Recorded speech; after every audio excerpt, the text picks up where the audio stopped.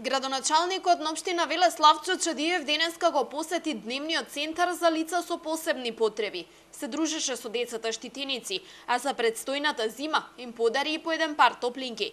Според него, локалната самоуправа продолжува со напорите, континуирано да ги подобрува условите на лица со попречености во развојот, што е во рамки на акциониот план за работа на ова поле.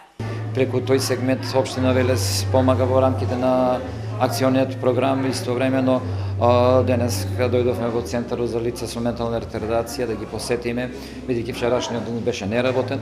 Истовремено на секој од 18 деца им поклонивме топлинки за наредниот период што доаѓа да се почувствуваат потопло и да ги разгледаме условите тука какви се за работење со овие лица.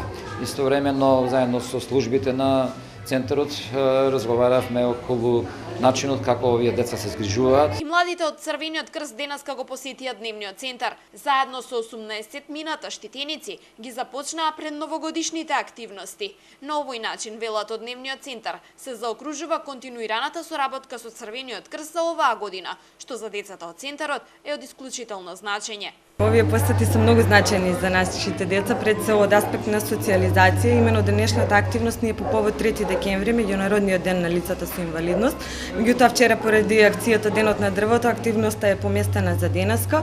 Ова денешна активност ни е заедно со клубот на млади на Црвениот крст и една заедничка забава да го завршиме заедничкиот проект кој што го имаме со нив токму на овој ден.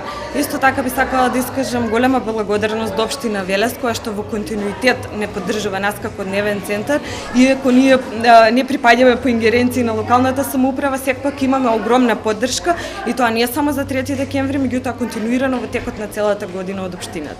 Денешното дружење во дневниот центар беше во рамки на одбележувањето на 3 декември, меѓународниот ден на лицата со хендикеп.